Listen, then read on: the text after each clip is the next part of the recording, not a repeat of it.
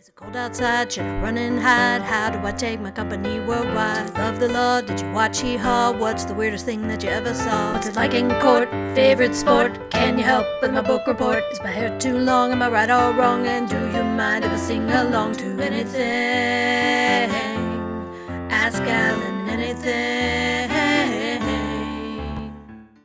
Hello, everybody, and welcome to this edition of Ask Alan. As you know, this is a show where you can ask anything you want.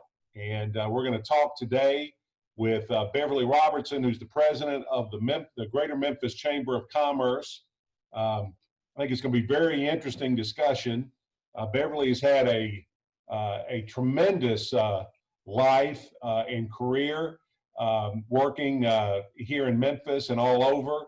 We're going to find out about that. She was executive director of the National Civil Rights Museum and now president of the Chamber, and is one of those folks that governors and mayors and captains of industry, when they have a problem that needs to be solved, they pick up the phone and call her. And I hope she doesn't mind, but I'm going to say that she's a friend of mine, and I'm proud to say that she's a friend of mine. Beverly, welcome to the program. Thank you so much. I wish that what you said before were all true. I wish it were true, but thank you for saying it anyway. It made me feel awfully good and made my day. No, it's my pleasure. Let me get right to it. Tell me what it's like to be the president of the Chamber of Commerce. A lot of people hear about that organization and hear about you, but I'm not sure many people know what the day-to-day is. What's your job and what do you enjoy doing? Well, that's a really good question, because when I came, I guess I've been there for now about a year and a half, maybe. So I'm still kind of getting my feet wet. And the pandemic certainly helped me almost drown, but I'm treading water and I'm keeping things afloat. But when I first came, I actually interviewed everybody on the staff, because from top to bottom, because I wanted to know if they really understood the work of the chamber. So I would ask them, what's the work of the chamber? And they would say whatever they thought it was. And what I learned is I got a lot of different opinions about the work of the chamber. So what I decided to do is simplify a definition of the chamber in a way that you just cannot possibly forget it. So I characterize the work of the chamber with three simple letters: P-E-W. For those who go to church, you know that spells pew. And so pew stands for something really important to the chamber. The E is in the center. So that stands for economic development, which means that we attract new investment and higher paying jobs into the marketplace, but we also help existing businesses grow and expand. So that is economic development, and that's the centerpiece of what the chamber does. The P is public policy. So we advocate for policies that help to shape a positive business operating environment.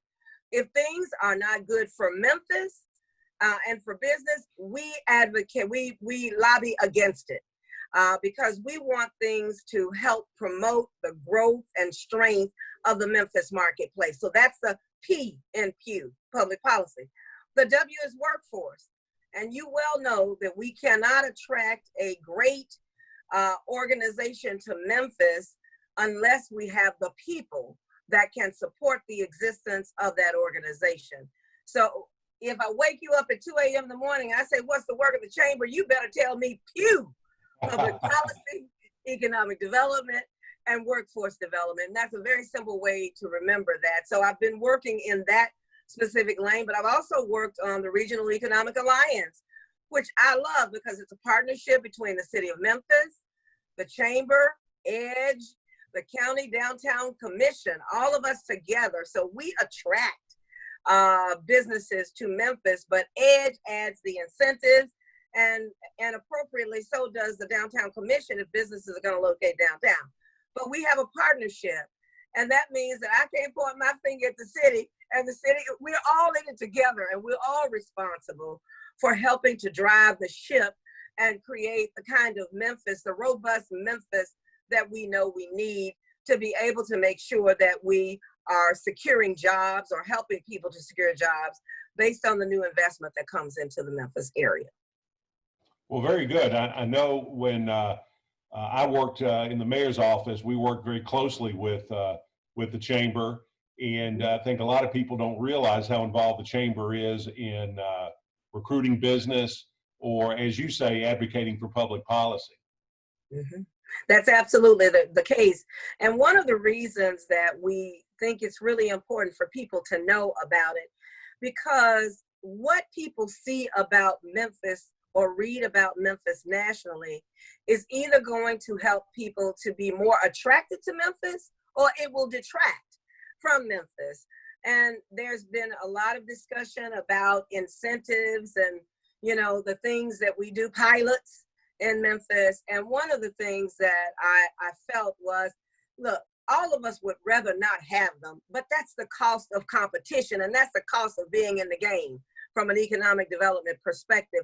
So if we don't have them and our neighbors to the south have them and our neighbors to the west have them, guess where the business is going? It's not going to come to Memphis, Tennessee. It's going into those marketplaces. So we launched something called Taking It to the Streets, so we can begin to help people clearly understand why we have pilots. That is the only tool in our economic development toolkit. We don't have a lot of money to give companies. And some people think, well, we got this big pot of money and we're throwing it at these companies and these companies are coming here. Those are all myths about it. So if you want to correct the myths, you have to go where the myths are being created. So we have taken information about the chamber to communities like Orange Mound and Fraser, and on my list is Hickory Hill and Cordova. And, you know, once the pandemic is over, you know, we can really begin to expand and broaden the reach so people in the community understand. That way, when we're talking about pilots and our ability to be able to attract new businesses, you won't have a body of people screaming as if that's the worst thing we could ever do. Because once that gets into the national media and goes viral, companies research us as they're thinking about relocating. And we want to make sure that people clearly understand the value of this work and what this means for them. So that's why we've taken this messaging to the streets, and it has been so wildly appreciated. I've been invited back to Fraser, and Van Turner, who is our commissioner on the county commission, wants me desperately to come to Hickory Hill, and we will do that, but right now is certainly not the time, but maybe after this lets up, we can do a lot more of that. Right. And as president, what's your role? What's your function in the organization to pew it up, as to borrow your phrase? Well, the thing about leadership is we really set the strategic direction and vision for the organization. So let me share with you some of the things that we are doing now that the chamber has not done before. So we launched in October an Upskill 901 Summit, and that was a workforce summit where we had the opportunity to bring together service providers to help us upskill 10,000 people for jobs that exist in the marketplace or future jobs that will be coming. Because people need to be upskilled for this new technology, whether it's robotics, artificial intelligence, the new digital age. People need to be upskilled for that, and many don't have the technical skills that are going to be needed by companies that are going to be coming here. So we work with people in the training and educational arena. So we bring all the players in that particular area together. We brought all the players in the Opportunity Youth, or the vast majority of them, together to talk and plan. We brought them in Opportunity Adults categories together. Ex-offender category, we brought them together, and we brought together for the first time ever the community of faith to be able to, because they are everywhere. They know that Sister Sadie's nephew needs a job and has needed a job, but he needs to upskill himself to get ready for a job. So the first day of that summit, which was a 2-day summit, we invited all of these service providers, and there were 350 people there. They all listened to the Brookings Institute. They listened to the Burning Glass research because we anchored it in data and research. And then we did breakout sessions where these education and training folks, more Tech, Tennessee Tech, all of the technical and educational folks talk together. Because there is a continuum of education from the time that a child is born, early childhood education, elementary, kindergarten, elementary, middle school, high school, college. So we had all of them at the same table. And what they did is began to think about what they needed to do to be able to develop goals that allowed their organization to scale up their work. So now we can get them to train more people in their specific areas of focus so that we ultimately reach this 10,000 goal over the next 3 years. And we've already done really well. We launched it in November. We've already upskilled about 1,500 people for jobs in the marketplace. And so my role as the visionary leader is to come up with, I brought that idea to the chamber when I came. The other thing that I brought to the chamber when I came was this thought leadership series where we communicate with our businesses about things that they need to know about. We did a session on unconscious bias with one of the leading unconscious bias professors in the country that came in from Stanford University. And she really talked to the business community about unconscious bias and the things that we don't know about, but we do. And all of us have these unconscious things that we do. You don't know when you're doing them and don't recognize them, but when someone's talking about them, you get to see them and how you begin to be conscious of that. So you intentionally make decisions without that unconscious bias. We've had a session also where we brought the Kresge Foundation to the table, because as we look at recovery and resetting Memphis, we know that Detroit has been reset. After a lot of the automotive companies moved away, they're now coming back into the city thanks to the Kresge Foundation and investors from the business community that put their money on the line to redevelop. So we wanted to learn some lessons from those folks. We've got a session coming up with a guy named Benjamin Pring, who is over the Center for the World of Work. And he's going to talk about the future of work and business post-COVID-19. And that's coming up in 2 weeks. So it's that kind of thought leadership that we want to occur. And then for the COVID crisis, we decided that we wanted to be business information central for the business community, both small and large, to talk about the stimulus package, the SBA disaster injury loan, to have webinars about it, to have legal counsel around it, to talk about what small businesses need to do, how they can secure money to keep their businesses afloat. We have had everything from subject area experts to all kinds of Zoom meetings and calls to be able to communicate. I'm going to stop right there because we've done a lot of things, but these are just a few of those things that we've done. Now, you have done a lot, and I know that the community has really appreciated, particularly the COVID survival kits, for lack of a better word, that you've programming that y'all put out. I think has been very helpful. I've had a number of people tell me that that's been a great service that y'all provided. Let me ask you this while we're talking about economic development. From your perspective, what do you think is the greatest attribute, resource that Memphis has in attracting new business? And then on the other side of it, I'm going to ask you the other question is, what's our biggest challenge? Well, I think the cost of living has got to be right up there near the top.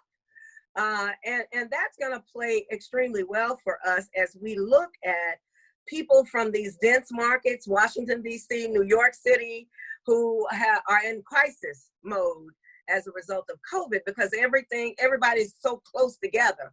Many of the younger people and others as well will be looking to southern cities or cities that are less populated, but have great advantages. We have a location advantage. We have a cost of living advantage.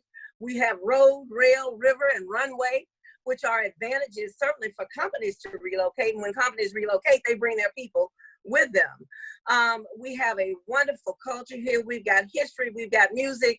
We're a city of festivals. We've got great food, friendly people. What is not to love about Memphis, Tennessee? Well, you need to get a job as president of the Chamber of Commerce. Thank you, Alan. No, I am a native Memphian. I love Memphis.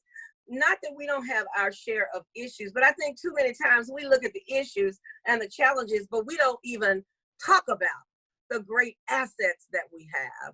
And I think, our mayor has provided a lot of great leadership. I know this COVID virus has been very challenging, and all the health department statistics and, the reopening phases, but he has done a really good job of being measured and keeping in mind that he wants to protect the citizens, although he also wants businesses to get back to work. So it's a delicate balance, and not everybody's going to always agree with the decisions, but I really do think he has the best interest of the community at heart. Well, you talk about the people of Memphis. I think you're right. I suppose everybody thinks their hometown has the best people, but we really do have the best people here in Memphis. They're generous, they're compassionate, they're friendly, and you don't see that every place you go. You don't. And what I will also say is, one year I had my niece from Charlotte, North Carolina, come down, and I was in a meeting, and the mayor came in and stopped and talked. She looked at me, "Was that the mayor?" I said, "Yes." She said, how the mayor know you? Why was the mayor? I said, "Look, in Memphis, mayors speak to people." Mayors build relationships with people and their constituency. So she was amazed that, we had that kind of connection to folks. But that speaks to the relationships that are really highly valued by people in this marketplace. It's not that the big I and the little u, it's that people treat you as if you are a contributing citizen to Memphis. And no matter where people are in the spectrum of socioeconomic class, everybody has something to contribute. I might not have what you have. I don't know the law at all, but I know I can go to someone who knows the law, and somebody might not know the history of the National Civil Rights Museum. I used to teach as well. They may not know how to be an instructor, but the reality is we can always find somebody who is a great resource, who won't mind helping and advising. I love Memphis because that is the city that we live in, and I just want the best for it. And I want to help drive whatever the transformative change is that we need in some small way. If I can contribute to that, I'd like to do it. And what's the biggest challenge? I think the biggest challenge is understanding how to manage a city with not a lot of opportunities to grow revenue. We don't have a lot of other things that other cities have. We don't have a tax, an employee tax, a state tax. We don't have additional sources of revenue. We had property tax. We don't want to increase that anymore. That's a distractor for business. We don't have sales tax now because, the public voted to allow that money to go elsewhere. So we don't have a lot of ways to be able to raise revenues to support the needs of the city. And that's particularly trying when you're trying to finalize a budget for the city and the county, and you realize that you've expended a lot of your resources to be able to help us get through this pandemic. And you've got money that may be coming from the federal government, but that in no way is going to cover your shortfalls. So one of the challenges is, certainly the piece that speaks to how do we then generate more revenue so that we have it in Memphis. And I think also one of the challenges is education, sort of understanding how to get education right, how to offer opportunities. We used to have vocational education long years ago. I'm telling my age now. But we used to have vocational education where if you were not interested in going to college, you could take vocational education and go out and get a job. And that job would allow you to take care of your family. I think that's coming back, though. I think we're realizing that everybody is not going to college. Everybody is not going to, they don't have the aptitude to go, nor the interest, frankly. And you can be a great electrician or a great plumber. You can be a great pipe fitter and make a really great living for yourself and your family. So the opportunity to really include that kind of education all the way from high school to, Tennessee Tech or More Tech or other TCAT, other technical forms of education. Southwest Tennessee has a lot of programs. That's really something that we have got to refocus and double our efforts on, so that those young people who end up being opportunity youth, graduate from high school, don't have anything to do but go to a minimum wage job. And then that's not enough for them to take care of a family of 4, so they have to get 2 jobs, so their kids don't have the guidance that they need. It's a cycle. So we've got to figure out how to break that cycle and ensure that people have the education that will allow them to also get out of high school and get a good paying job. Well, speaking of background and opportunity, you said you're a native Memphian. Where'd you go to high school? That's a Memphis question. It is. I went to Melrose High School in the heart of Orange Mound, and you all may not know, I lived in the Beltline, which was the northern suburb of Orange Mound, just not a stone's throw away from the fairgrounds and the stadium and the Coliseum. So I could look off my porch when I was smaller, little kid, and hear the sounds of the fairgrounds in the background. So I went to Melrose, and I went with that great class that included Larry Finch and Ronnie Robinson, and the great team that also went to the University of Memphis. And I went to Memphis. It was then Memphis State. I went to Memphis State. I went to Memphis after State that. too, Beverly. I don't know what this University of Memphis is, but I went to Memphis State. Me too. Me too. Me too. So I did have a great education and had an opportunity to start at Holiday Inn Worldwide. So I spent about 19 years there, worked in Hartford, Connecticut, director of their regional reservation office scheduling process.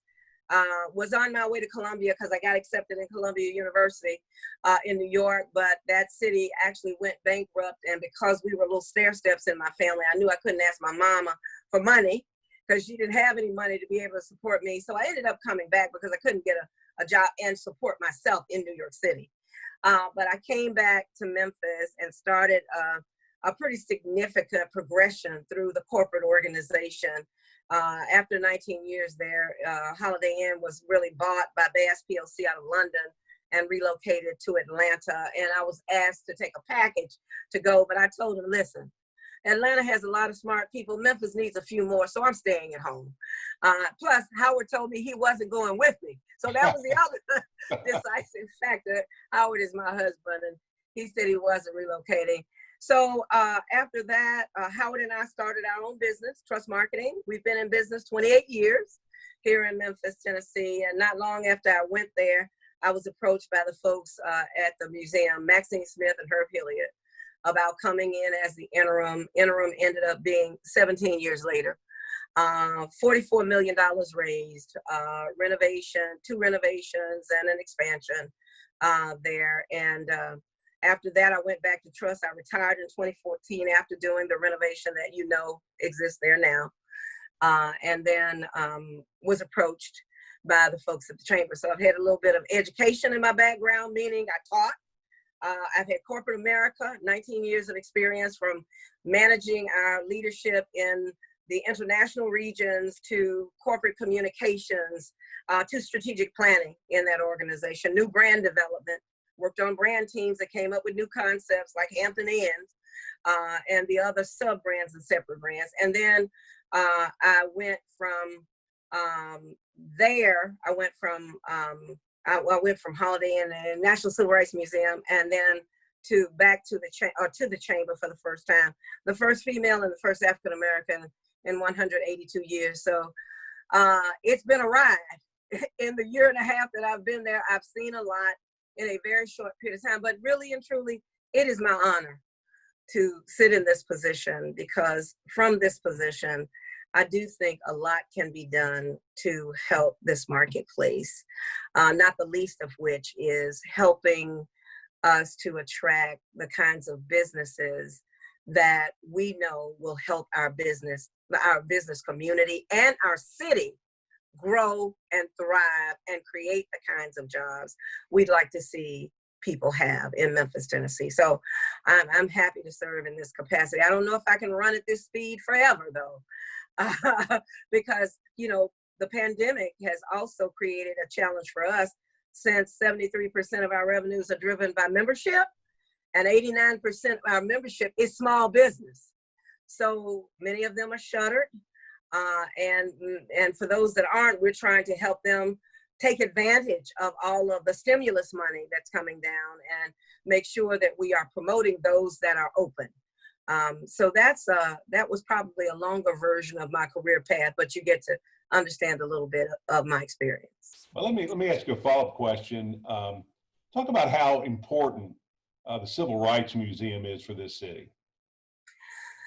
Oh boy, yeah. I really do think that, you know, it may have started off in its early days as being certainly the place where Dr. King was killed and where people look at Memphis and say Dr. King was killed there. It has become much more than that now. It really is an important educational institution, because the reality for me is this history that is being preserved there is not found in history books. And if you want to talk about making America a more perfect union, it took much of what happened in that process from 1619 up to the present day to get us where we are now. And I think all people ought to be able to certainly find their voice there, because yes, the movement was about African Americans fighting for their rights, but it wasn't participated in solely by African Americans. There were whites in there on those Freedom Ride buses. There were Jewish people. There were Native Americans there. There were Asians. There were Hispanics. So we're not the only people that were engaged in that battle. And you don't know that unless you come to the museum and read from those walls and walk through those halls to see what the sacrifices were of just everyday people to drive change, which resulted in, you know, the Civil Rights Act, the Voting Rights Act. That would not have been without that particular struggle. So I think it is informative. I think it is powerful. I think now it has gone from just a local museum to become a global touchstone. So people all around the world, there are more people that don't look like me that come than look like me that come, because they are curious about the history. And the parents are curious about wanting them to understand that segment of history, to understand what goes into creating a more perfect union for us all in America. So it is a truly one of America's top 10 cultural attractions. And that's what USA Today said a number of years ago. So I was happy to work there. It was a lot of hard work and a lot of heavy lifting, but at the end of the day, it was all worth it. What do you think it says about this community that a woman who grew up in Orange Mound is now the president of the Chamber of Commerce? You know, the action alone makes a powerful statement. And I would say that if I can do it, because my family was not a wealthy family, by no means were we privileged. I didn't learn until later that we were middle class. We were really on the fringes of being poor. But my daddy always told me that you got to work for what you get. Nobody's going to give you anything. And he always said, you can do as well, if not better, than anybody else, but you must apply yourself. You've got to take advantage of learning and educating yourself and exposing yourself to the things that will help you in life. And he fundamentally educated us on solid Christian principles. And, you know, that was one thing that was really important to my family, and our whole value system was shaped around that. And no matter where we go and what we do, I have two sons now. One lives in New York, one lives in DC. They're always trying to make sure that they are anchored wherever they are. And I think that helped us a lot. But it says that if I can do it, a poor child who grew up in the Beltlands, the northern suburbs of Orange Mound, went to Melrose High School, if I can be viewed differently through a different lens as capable, then anybody can do it. Anybody can do it. But the fact is that there needs to be the kind of guidance, and you need to speak into our young people, and we need to care about them. My husband and I have adopted kids from public housing. They've come to live with us and travel with us. And now the same kids, and not formally, the same kids that we exposed because we cared to our family and travel and all of that, now have a college degree. Nobody in their family ever went to college. They have a college degree right now. And one of them has a job as a state probation officer because he majored in criminal justice. And so what I'm saying is we just got to care enough. We got to care enough to want to make a difference in the life, because not everybody has two people in their household. I came from a two household family. I mean, my mom and my dad were in the household with us and really taught us. A lot of these young people just don't know, and they don't feel that anybody really cares. So when you demonstrate that they owe their lives to you, and they demonstrate that they owe their lives to you, and they want to make good because you have done so much to help them. So it says that anybody can walk this way. Anybody can sit in this seat. Anybody can do even better than I have done. But they've got to be willing to make some decisions, to put in the hard work, do the hard work and the heavy lifting, because it does require that. It sure does. It sure does. And your point about mentoring other kids is so important. You talked about being a Christian, and one of the parables of the Good Samaritan. There are lots of takes on that, but one of them is that the Good Samaritan stopped and crossed the street to find out what was going on. And I think so often in our lives is we see need, but we don't stop and cross the street to find out what's going on. And more people in this town are doing that. And I applaud you for doing it, and we all need to do more of it. Yeah. I mean, I recall the words of Dr. King, who says, if I don't stop and help that person, what will happen to him? And then he turned around, if I don't stop and help that person, what will happen to me? Right. What will happen to me? So I'm always cognizant. My friends at the museum always reminded me, don't talk to that homeless person out there. Don't be giving them money, because they're going to come back. And when I left, they said the homeless people stood at the windows. Is Miss Beverly coming back? When Miss Beverly coming back? Is she coming back? Oh, shoot, we need Miss Beverly to come back. But that's because I have a generous spirit and a giving heart. And I know I shouldn't do it, but I also know I have to put myself in that. But for the grace of God, there go I. If I were in that position, what would I want people to do? So that's who I am. That's Beverly Robertson. Yeah, I think the times we're living through right now kind of tell all of us that we're not entitled to anything, and we really can't count on tomorrow. We don't know what tomorrow is going to bring. As this year started out, I don't think anybody anticipated that we'd have this lack of industrial progress as we've got because of this quarantine. But you make do with it, and you got businesses that are doing well, and you've got some businesses that are not doing well, and that has a lot to do with their attitude towards dealing with the situation rather than complaining about it. That's true. And I don't know that you know this, Alan, but between March and now, we have had 24 requests for information on Memphis. So you know what that says? That says that businesses are looking our way.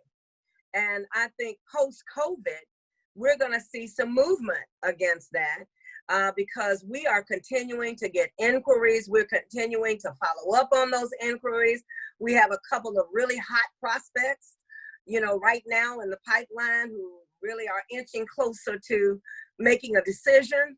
So I want you to know that others are looking at Memphis. Memphians sometimes look at Memphis from a negative lens. I always look at my city from a positive lens. No matter where I go, I am always speaking and talking about Memphis, Tennessee. And if more of us would stop talking down about our city, we could elevate our city in the mind's eye of the people. And if you stop talking down and try to do something about crime. In my own neighborhood, we do things. We don't just talk about it. We build relationships with the police, and they come to our night out in the community, or if we're doing a neighborhood festival. So we create a relationship with them, and they become partners in the community. So I think it's time out for talking down about Memphis. Let's speak well of the city in which we live, the city that provides a good living for us and our families. Why would you run down or discount or marginalize the city that provides the supply for you and your family? So I don't do that. And I tell people, don't talk bad about Memphis around me. I don't need to be around people who talk bad, because that's not something I'm interested in hearing. Yes, we have the same problems that all urban markets have. They're no worse than any other major urban market. In fact, with these activists in Memphis this time, every other city big has burned.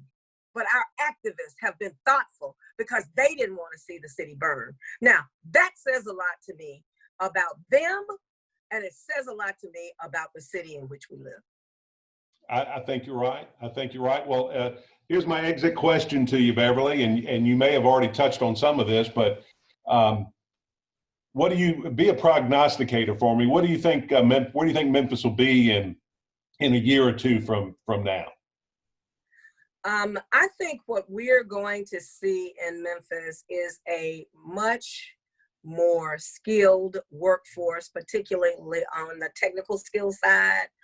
I would love to think that we've become a location for some big technical companies to relocate here because of low cost of living, the location of it, the assets of the marketplace.